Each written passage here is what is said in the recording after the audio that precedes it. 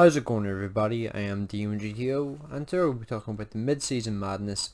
I guess you call it a sale in World of Tanks, because I keep wanting to call it an event because Wargames has been running so many events recently. But you can see here this is effectively a 30% discount on tier 8 premium vehicles, and I just always like to let people know about these events because it's a good opportunity to save some money if there has been a tier 8 premium that you've been wanting to get. Although if you already have a few tiered premiums, you don't have to be like me and have like a bunch of them. I just get them because I've been playing this game for like just years and years and years. If you only have like one or two premiums and you're happy enough, no point in getting any more. But if there is one that you can see in this list that you actually want to get for a long time, this is a good opportunity to pick one up for a pretty significant discount. So one thing I'm just going to point out to you right now is just to show you like the difference in price. If we look at the MX Info 49, you can see here the Best Buy package includes like 30 days premium time, a little bit extra in terms of missions as well. It costs £32.97, and the normal price for an MX Info 49, it looks like it was £36.23, I think that is. So even though this here does include like 30 days premium time, it is cheaper than buying the tank normally. But you can see here it is significantly cheaper just to buy the vehicle with 30% discount and not the extra like premium time and stuff like that. So I would recommend going for this package here if you're just looking to go for the vehicles and not really looking to really looking to get like premium time and stuff like that. So that's probably the best way to go about it. Now, one thing I will point out here as well is there are five preferential matchmaking vehicles in this list of vehicles. There's the FCM50T, the Agtagger 88, the 112, the Super Pershing, and the IS-6. Those are the 5 preferential matchmaking vehicles which are part of this list. So if you're looking at one of those vehicles, if there's one you've always kind of wanted to get, then that's the list of them there. Now, I'm also going to give my just general opinions on a few of these vehicles here as well, just so that you know which ones to avoid. And then I'm going to say like, I'll give my general opinion on like the majority of these vehicles. I think just so you know what I think of them personally. Just because it's always good to hear like second opinion, not just like jumping in buy a vehicle without really thinking about it. Because that's how you end up with things like the CDC in your garage, which no one really wants these days. So one thing I will point out here at the very start is tanks like the STR-VS1 and the CDA not going to be too like in support or against these vehicles because it depends on what your playstyle is like. If you like stealthy tank destroyers to sit at the back of the map, then these are the tanks for you. If I'm honest with you, I think the STR-VS1's better overall, but if you're playing the French line, you're not playing the Swedish line, then it obviously makes more sense to go for the French line. But honestly, these two vehicles here, they're both stealthy tank destroyers where you kind of sit at the back. Just one has siege mode, the other one doesn't. One has 288 penetration, the other one doesn't. This one here is faster overall, but this one here is able to go faster in reverse. It really comes down to your personal preference. Like, do you prefer having like more of a standard layout, or do you prefer having the siege mode? Because I think the STR-VS1's probably better overall, but you do have to be used to the siege mode in order to really get an idea of what you're in for when you're driving this tank. So yeah, that's that out of the way for the tank destroyers. The other thing is for the T92. The T92 is the cheapest vehicle here, just so you're aware. But this vehicle here, I'm not really going to say anything for or against this thing, purely because it's a light tank and it comes down to your personal playstyle. This machine here is it's relatively big for a light tank, I'll be honest, and it's also pretty low alpha damage with a okay rate of fire, I guess. But it's not really that special of a vehicle overall. It's not one that I would really recommend to everybody because it's only able to do 60, which is kind of meh these days. I mean, the Lynx 6x6 is able to do 60 in its traverse mode, and it's able to do 80 in its speed mode. So 60 kilometers an hour in today's game is pretty meh for a light tank. So yeah. Now let's start off here from the bottom and go through the vehicles here, which ones I would recommend you avoid. I'll just go through the ones I recommend you avoid here first. So FE4202, the Centurion 5.1 is just a blatantly better version of this tank. Panther 88, it's honestly overshadowed by things like the Prima Victoria, which are just more versatile vehicles, better, I think better horsepower to ton ratios as well. Yes, the Panther 88 has a good DPM, but it's going to die a lot faster because it's so much more fragile than something like a Prima Victoria, because the Prima Victoria's got a really good hold down turret, and it's just going to be able to survive for far longer in a game. The T-34 and the Marbreaker I would recommend you avoid, because T-34, it takes half the battle to aim the gun, and when it comes to the Marbreaker, it is a really big, really slow tank that's just covered with weak points. So no, not a good vehicle. STG, it's an awkward, less interesting to play Object 416. So no, it's got a 122mm gun, and the main thing with that line, the K91 line, its main thing is its rate of fire with the 100mm guns. Why this thing has a 122, I'm not sure. It just kind of makes the vehicle kind of awkward, and it has armor in comparison to the other vehicles, but doesn't have enough armor to really make a difference. CDC I would recommend avoiding. It was the best premium in the game briefly a long time ago, but that time has long since passed. 59 Patton, M46KR, STI2, and Panzer 58 Moots. All these vehicles kind of come into the same category of just sort of like generic medium tanks. They all have 90mm guns. The 59 Patton just has the massive weak point on the top and has worse gun depression.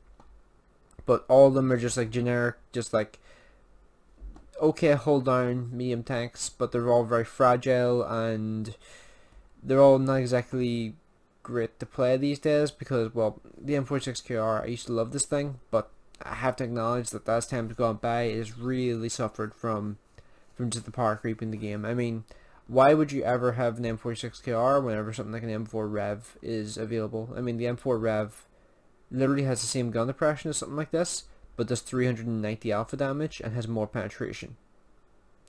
And the armor is going to be about as effective, because, well, the armor on these vehicles for the most part is pretty worthless. So, yeah. Next thing, the FCM50T. This is a vehicle which I really struggle to actually recommend, because the FCM50T, just in general, it's a very big vehicle, it's very fragile, it has a fast firing 90mm gun, it has 10 degrees of gun depression, but its turret is made out of paper mache, and it's just a absolutely just gigantic target which everything can hit, and it's actually more difficult to miss than it is to hit. So it's one of those vehicles where I think if you're able to like sit in the background and not get focused down, then it's probably going to work pretty well for you. But if you're not very good at sitting in the background, this is probably not a tank you really want to get. And the last one, the Agtiger 88. I really don't recommend that vehicle because it's slow, it's cumbersome, and it's awkward. It has a very fast rate of fire, and it can absolutely wreck things. If you're able to track a target twice, they're doomed. You're going to kill them. It's not even a question. You're going to kill them. If you're able to track them twice and you're able to continue tracking them, then you're going to kill them. The problem is tracking them in the first place. It takes, I think, 2, maybe 3 shots sometimes to actually track a vehicle. It is a very annoying component of this vehicle, and it's one which you can't really do anything about. Like, even the Fahrenheit H8, the tracks a lot of times doesn't track enemy tanks in one shot. Plus, you need to be in a position where you can track and do damage at the same time in order to really make use of this thing's rate of fire. Because if you're not able to track an enemy vehicle, all they'll do is go, oh, I got hit by the Agtiger 88, I'll fall back behind cover. And then, no more damage for you. It's pretty simple. It's pretty easy to avoid the Agtiger 88, if I'm honest with you. So, yeah. That's the list of vehicles which I would recommend you avoid. Now, when it comes to the vehicles which I think are pretty decent, but I'm hesitant to recommend because everybody has their own personal playstyle, and everybody's going to have like their own personal everybody's going to have their own personal things that they look for in vehicles. But vehicles I feel relatively good about, like actually like saying like, yeah, it's a solid vehicle, are things like the T-54 first prototype, 120mm upper front plates, and 200mm turret.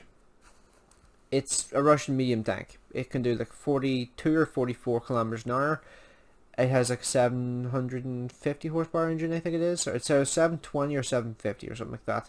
It's a pretty decently mobile vehicle, has 7 degrees of gun depression, and just overall is a pretty solid tier A premium. Like, you really can't go that far wrong with T-54 first prototype. It's just a more survivable T-44 100 that's a bit slower. Honestly, that's the best way to describe it. And the weakness of the ammo count was removed a long time ago, so that this thing here is actually a pretty damn solid tier 8 premium for the most part these days. But one thing I will say is, in comparison to the T44-100, this thing is significantly better value for money, because the gold value of the T44-100 I think is higher than the Lovas. So it would probably be better to go for the one of these overall. It's going to be more survivable. Yes, the T44-100 is going to be a little faster, but this thing is going to be, I think, overall a bit more useful in more circumstances. That's in my personal opinion, but I am a heavy tank driver by like, just my preference is always to heavy tank, so I actually like this thing a lot because it's just armor and stuff like that. So yeah. The Premium Victoria, I've driven the Centurion 5-1, and I'm actually very, very tempted to get one of these, because I've seen what these things can do in the battlefield, and I've seen what the Centurion 5-1 can do. I'm very tempted to actually get one of these. And just given like what I've experienced from the Centurion 5-1, this thing is just a little bit less good than the Centurion 5-1 when it comes to armor, but it has, I think, a more powerful engine going from memory, and it has APCR standard rounds. What's not to like about that? That just sounds like a really good combination. And this thing was the original origin of the overpowered turrets on the English medium tanks.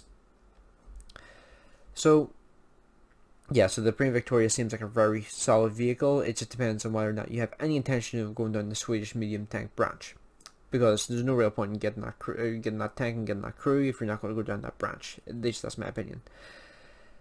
Now, when it comes to the super Pershing, I'm going to get this one out of the way quickly, because it's one of those ones which is sort of, in fact, I was going to say it sort of depends on RNG.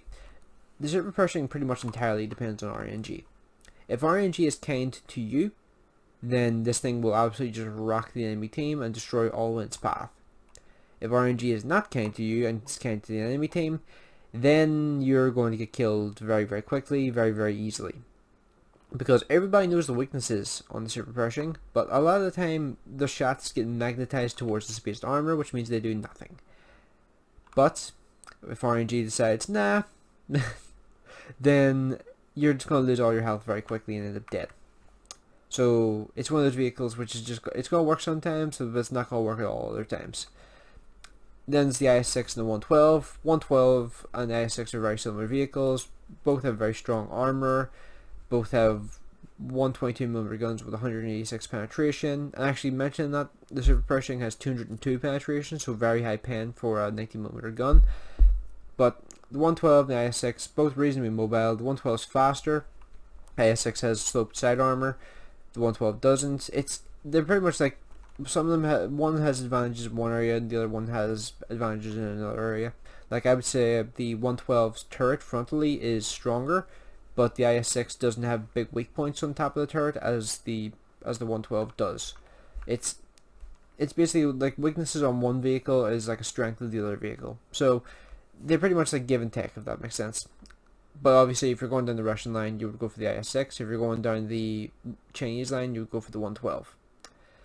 Then when it comes to the Patriot is a vehicle which is pretty much well known for being very good to hold down, and it actually has a decent upper front plate as well. And honestly, like when it comes to Patriot, I think when it comes to hold down gameplay, the Carnarvon Action X is actually better. But the Carnarvon Action X has one clear weakness in comparison to the Patriot. The Patriot has a far stronger hull, and it's not even a contest. Like the hull on the Carnarvon is garbage, but the hull on the Patriot actually is able to bounce shots from time to time, which is something you can't really say about the Carnarvon Action X, honestly. So if you have a Carnarvon Action X and you like its playstyle, probably not really worth getting. But if you find the Carnarvon Action X annoying and you don't like how easily it's penetrated through its upper front plate as an example, then, well, at least that's my experience, gold rounds to the upper front plate are really annoying in the Carnarvon Action X, and also the ammo rack is a problem, whereas the Patriot, as far as I've seen, it seems to have a stronger upper front plate. The lower front plate's a lot tougher as well, and it actually has a lot more side armor. And yes, the turret's not quite as good, but it's still a very strong turret, and it's just its DPM is not quite as high as the Carnarvon Action X's, but the Carnarvon Action X is pretty exceptional when it comes to its DPM. Next one is the Lova. Now, the Lova is a vehicle which I've always just kind of liked. Like, well, I say I've always just kind of liked. I've always liked it since they buffed it. since they give it like the I think 1,000 horsepower engine and the 100mm side armor all over the side, and the buff to the turret and the buff to the upper front plate and the mid plate. I've really liked this thing ever since that happened, but it's a very specific vehicle for a very specific sort of player. If you can't stand really long reloads on your tanks with sort of low alpha damage for the reload, then you're going to hate the lava. It's one you really do need to be prepared for before you go in and get, because if you're not prepared, it will be the biggest disappointment you ever have to deal with. Because the DPM on this vehicle is legendarily crap. It is legendarily crap.